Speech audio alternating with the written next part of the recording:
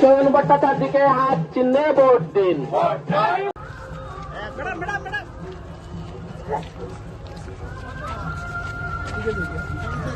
আমরা আপনাদের কাছে আবেদন রাখব, বেশ কিছু নির্বাচনে ধর্মনগর মানুষ ভোটাধিকার প্রয়োগ করতে পারেননি।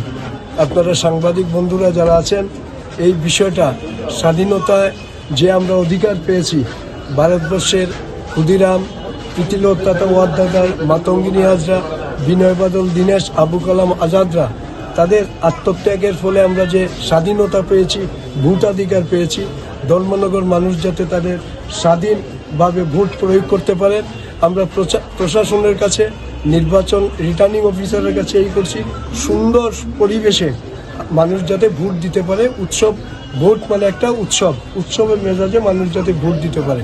ইতিমধ্যেই ধর্মনগরের পানীয় জলের বেহাল অবস্থা, ধর্মনগরের স্বাস্থ্য পরিষেবা বেহাল, একটাও আইসিইউ আমাদের ধর্মনগর ডিস্ট্রিক্ট হসপিটালে নেই।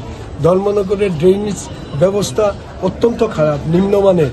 ধর্মনগরের শিক্ষা ব্যবস্থা অত্যন্ত নিম্নমানের। আমরা 12 দফা দাবি আমরা এই নির্বাচনে ধর্মনগর মানুষের কাছে রাখবো জাতীয় কংগ্রেসের তরফ থেকে। তার নিরিখে মানুষ নিশ্চিতভাবে আমাদেরকে আশীর্বাদ করবে।